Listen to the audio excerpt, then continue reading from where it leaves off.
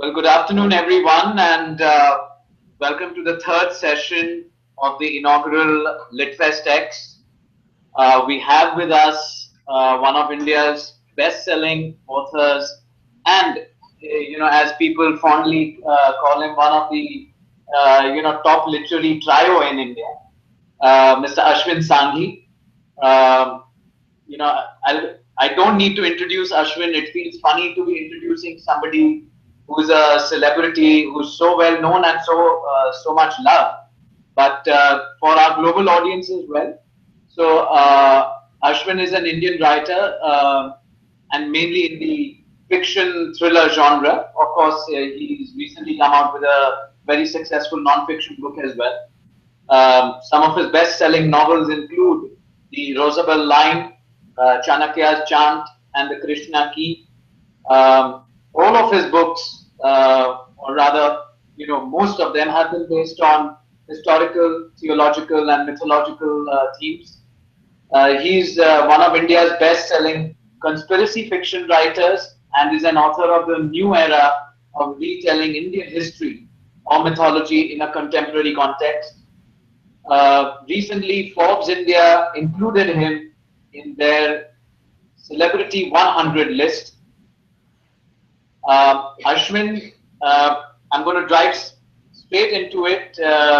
You've been very candid and brave to accept my offer for a session titled "Get Lucky, Get Published." Because of two reasons. One, as we all know, very briefly though, that you initially started out as a self-published author. And, Absolutely. and before one can say that you got lucky, in your own words, to become a sort of a proper published author. Correct. So tell us, take us through that entire phase and how things panned out. Okay. Kumar, first of all, it's great to be here. Thank you for inviting me. Wonderful idea. I hope it really does exceptionally well.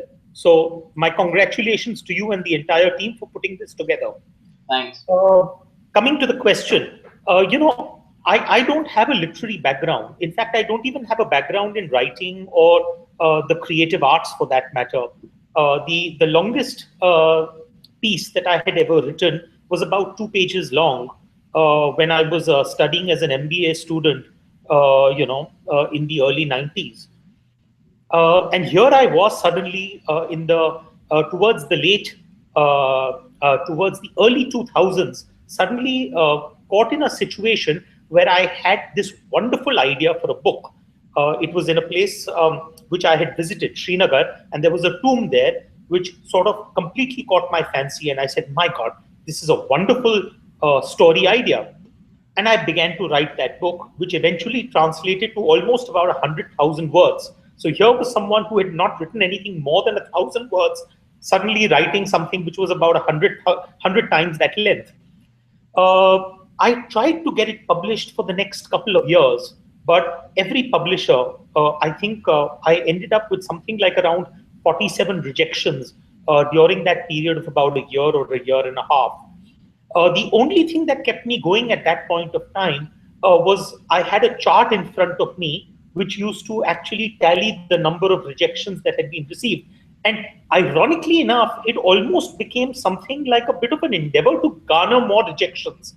Where you start tallying up numbers and you say, oh, one more, oh, one more. That's precisely what started happening.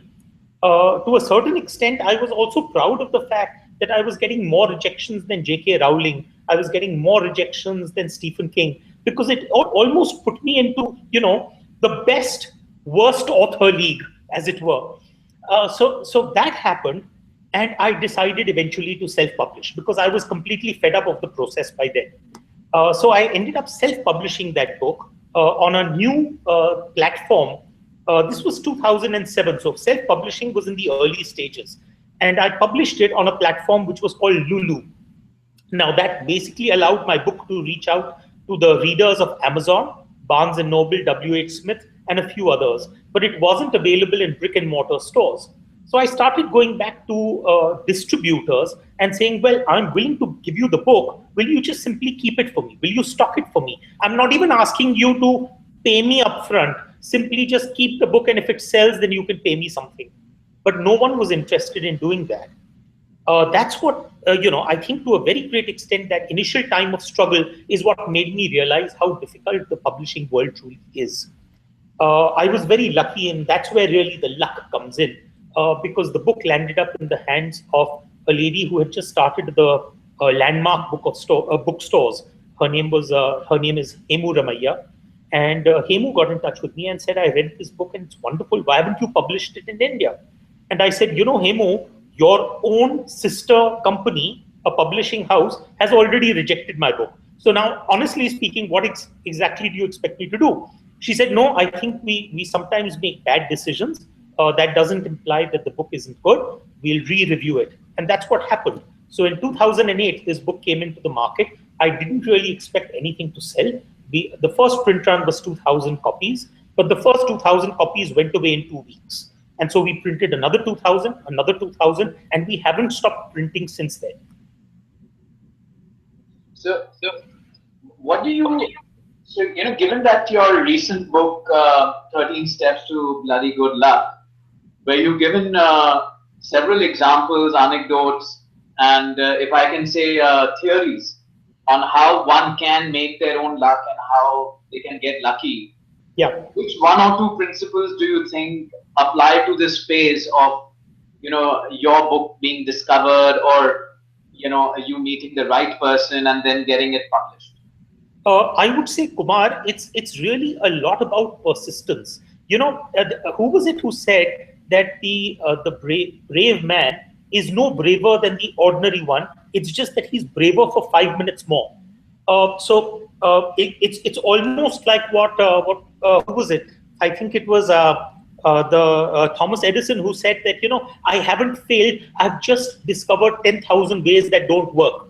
That is a common factor which you will find in most of these stories, where people just hang on. The ability to simply hang on when things aren't going your way is a very, very critical factor. I have found that the best selling authors in the world are not necessarily the best writers. They are simply the ones who were thick skinned enough and who were egg headed enough to carry on searching for a publisher or searching for the right opportunity when probably the rest of the world had already said no. There are so many great writers who simply give up after 5 or 10 rejections, and they say, "To hell with it; it's not worth it." But probably there are tons and tons of wonderful manuscripts out there which haven't made it onto the bestseller shelves precisely because of that lack of persistence. So one sort of way to get lucky, like you mentioned, was to be persistent, and like you were tracking the number of rejections. On a lighter note, can one say that the larger the number of rejections, the better the chance of the author becoming a best-selling author? Well, think about it, Kumar. Jokes apart, think about it. If you toss a coin 10 times, chances are that 5 times you'll get heads, 5 times you'll get tails.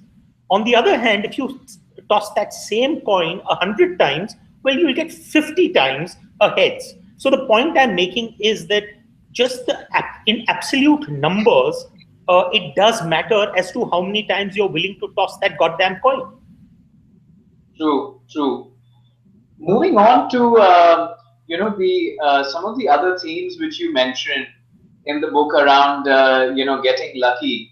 I remember one of the themes was about on the lines of being sort of well networked and having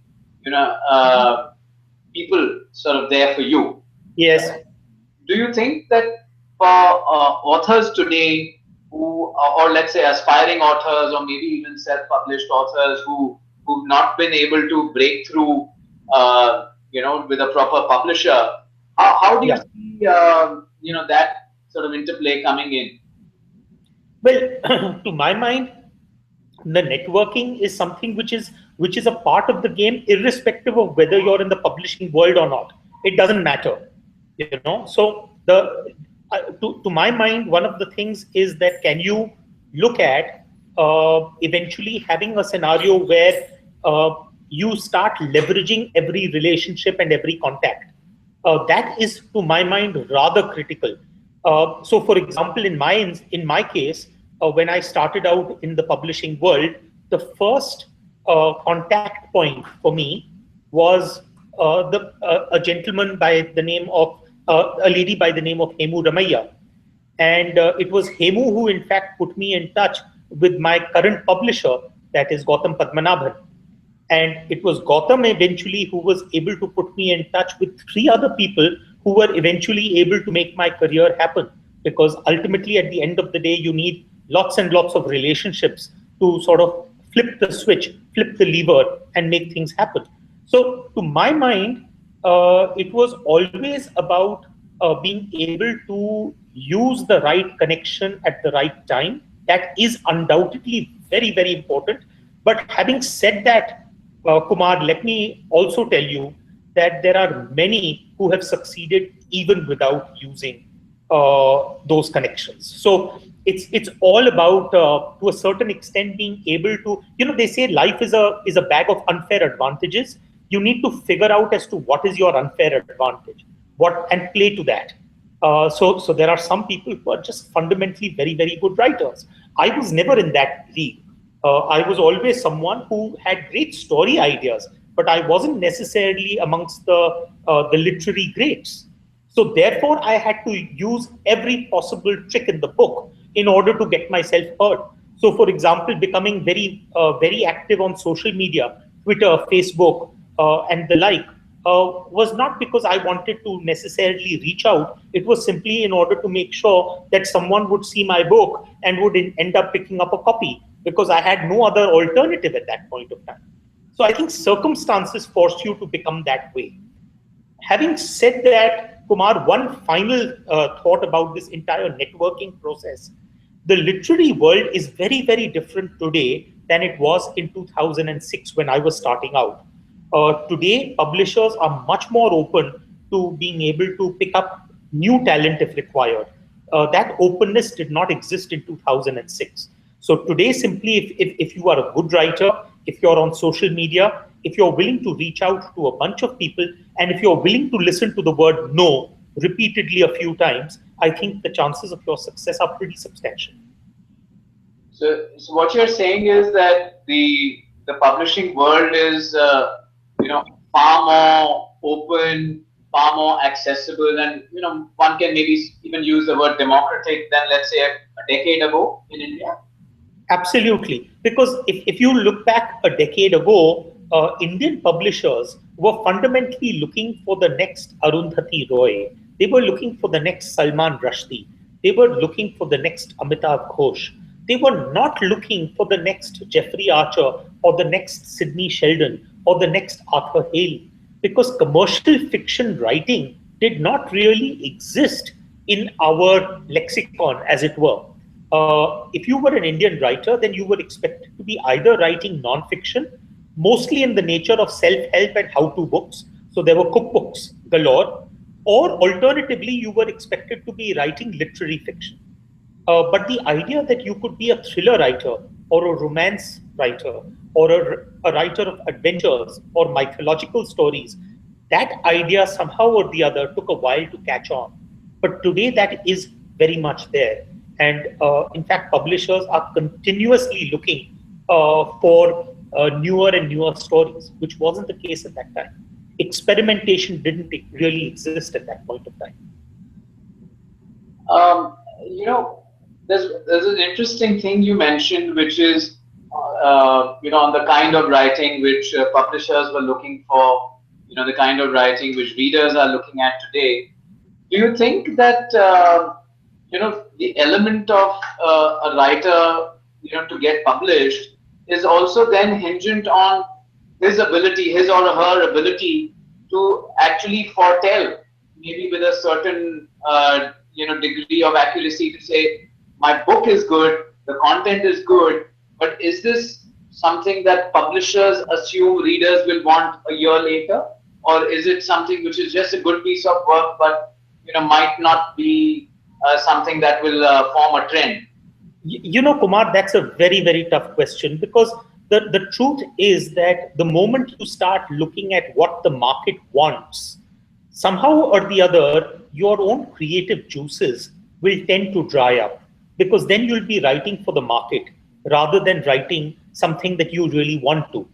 So the way I like to think about this is that it's a two-stage process.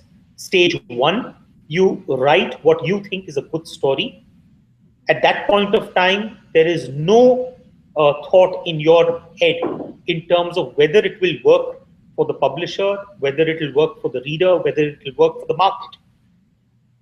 Once you've written that book, then that's the time when you figure out, okay, how do I actually go around marketing this book? How do I make it work? So, to my mind, I think you need to put on different hats when you're writing and when you're marketing, because if you try and confuse those, then somewhere along the way, you're going to end up producing stuff which isn't all that great. Very, very, very aptly put. Because you're right. Many times as individuals, we assume that we should simply be creating a product that the market wants, and Yes. not a product that we want to create. Right? Yeah, It's our perception versus market perception. exactly.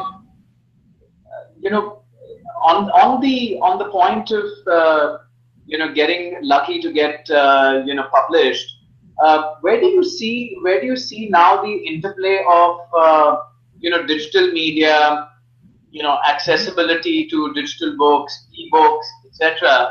uh, do you see that as taking away from the need of having a proper publisher sort of put his or her stamp of approval on your Yes, book, or yes. if you are somebody who, like you said, has got a great product in mind and will go ahead and create it nevertheless, without the approval of a publisher, because now Yes. you've got all these other platforms available on new media. You see, the Um, problem that arises, Kumar, is that everyone talks about the success stories in the world of self-publishing, but the True. problem is that we have a humongously long tail when it comes down to the world of self-published books. A couple of years ago, Google did a study to find out how many books exist in the universe, and they found that the total number was about 129 million. About roughly 4 million books are added to this universe every year. Now, what is really scary is the fact that a very large chunk of these books now are in the self-published world, because books which had no hope of getting published now can very easily get published because you use one of the several self-publishing platforms that are available. What it also means is that the average throughput per title has become exceedingly low. So, for example, another study showed that the average self published title will sell barely around 50 to 60 books during its lifetime.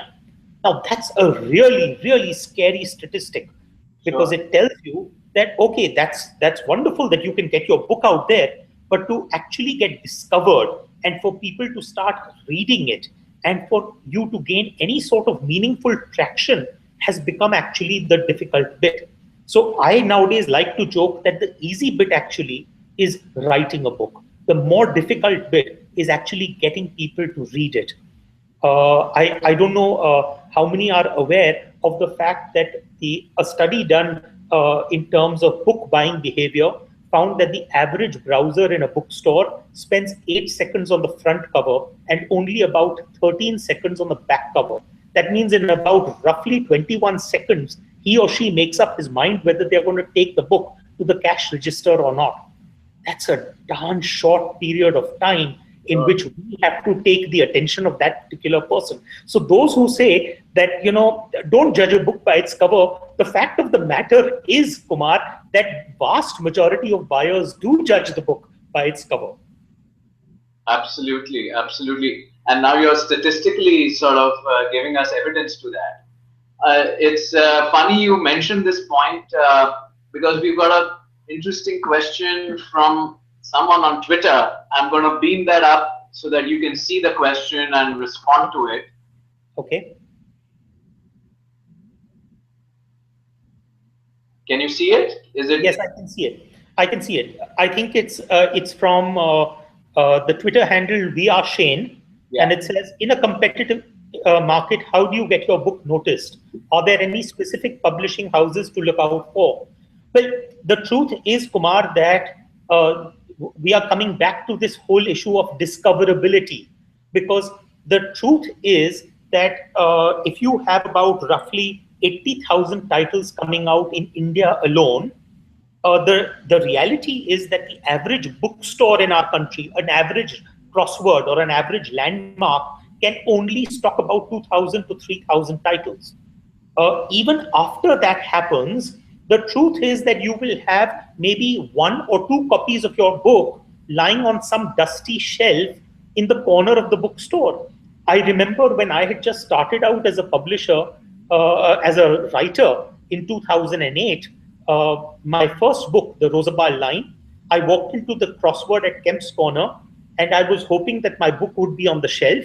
It wasn't anywhere. Then I eventually asked the guy who managed the store, I said, "Do you have the Rosabal line?" And he looked in his computer and he said, "Yes, we have two copies of the book." And I said, "Where will I find it?" So he pointed me to some corner of the store. I went there and I found two copies of my book, which were completely dusty. It was obviously a corner of the store which no one visited. So I picked it up, I ran my kerchief over it, knocked off the dust, picked it up and went to the bestseller section, and I put both those copies right there in the bestseller section. I said, big deal, someone will at least notice it. And the truth is that the reality is that not much has changed since then. The biggest issue for a new author is discoverability. How do you get discovered? And so that is really where, to a very great extent, your time. I remember for the first 2 or 3 years of my writing career, I would visit bookstores regularly, and I would do precisely the same thing, which is go in there, meet the bookstore manager, find out, do you have copies of my book? Find out, chat with them in order to find out how well the book is selling, and then basically try and work out an arrangement with them whereby they would bring the book to the front shelves rather than the back shelves. So it's a process of getting that traction going.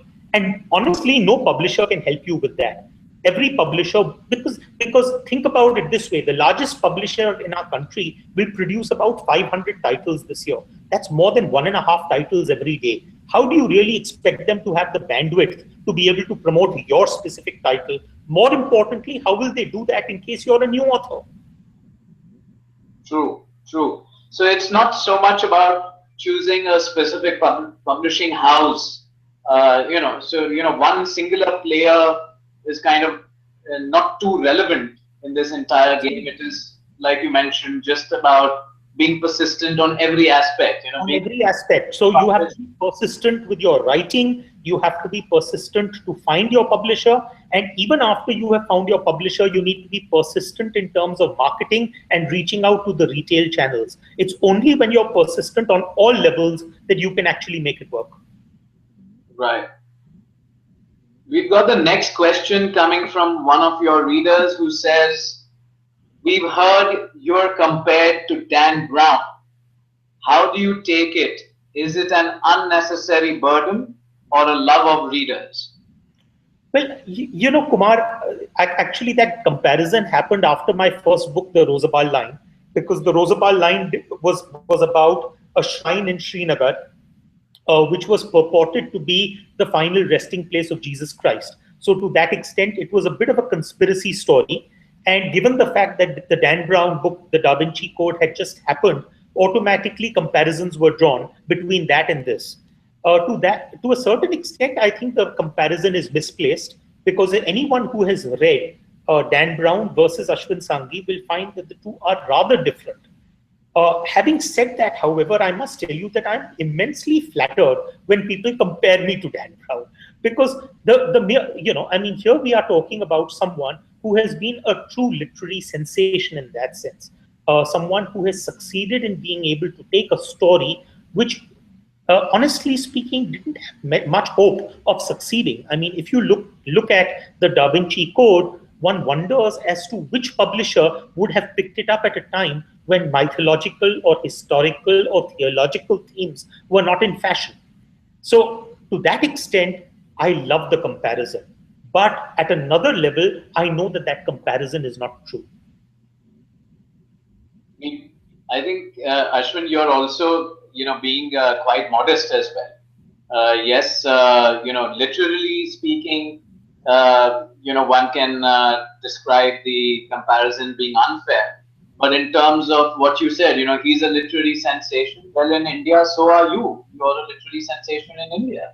And to that extent, I think the comparison is not misplaced. It's a good comparison to that Thank you, Kumar. We should carry on this session for a little longer because you're doing wonders for my ego. extent. Uh, the next question we've got again from somebody on Twitter is, what fascinates you the most about history? The Yep. characters, the unresolved mysteries, or the realism? Uh, I must tell you, I'm not specifically fascinated by history. In fact, I'm not even fascinated by mythology. Okay. What fascinates me really is that tantalizing overlap between history and mythology. Think about it. Take the word myth and take the word history and put them together. I come up with the word mystery. So the moment you have an overlap between mythology and history. So take for example the idea. Interesting anecdote. Went to Kolkata a couple of years ago. Told my driver I have a little time to kill. Take me to some interesting places. He takes me to a little temple, very modest temple. I walk in, there is a green throne, there is a pujari doing arti of the throne, and there's a portrait on that throne. The portrait is that of Amitabh Bachchan. I walk out of the mandir, and there is a guy who is selling little prayer books. They are known as the Amitabh Chalisa. For a minute, I'm wondering as to whether I've entered a different dimension, whether I'm still very much alive, or am I dreaming, or have I gone into another dimension of the world? And then I think to myself, supposing I was to die at this moment and I was to be reincarnated 500 years from now, and Amitabh worship is now not limited to one temple, but it's now across 10,000 temples. And someone asks me, do you think Amitabh could have been a real man? I would laugh, right? Knowing fully well that he was a real man. The point I'm making is that's the way I like to think of our current mythological heroes, whether it is Ram or Krishna. I think it was the great C.S. Lewis who said that a myth is simply a lie that conveys a truth. There is always a kernel of truth in our myths, and that's really the kernel of history. And that's where myth and history overlap, and that's what excites me. What a phenomenal way of looking at it, Ashwin. Very, very interesting. And, which brings me to the end of the session. Um, when we last spoke about your book, 13 Steps to Bloody Good Luck, you also mentioned that you're working on, if I'm correct, a series of, Yes. similarly titled books. So, for all your fans, who are watching live, and also many who will watch this video once it's up on YouTube, tell us a little bit about the upcoming series. Okay, there are two or three things happening. As far as 13 Steps to Bloody Good Luck is concerned, there are a couple of books coming up within that series. Each of them is written by me along with a co author, because the intention is really to try and bring out verticals in which my co-author would have a better understanding of that particular niche. So we are looking at various verticals, like for example, 13 steps to bloody good health, 13 steps to bloody good wealth, and so on and so forth. On the other hand, for my regular fans, the ones who love the stuff that I write in the world of mythology and history, I have a new book coming up in January.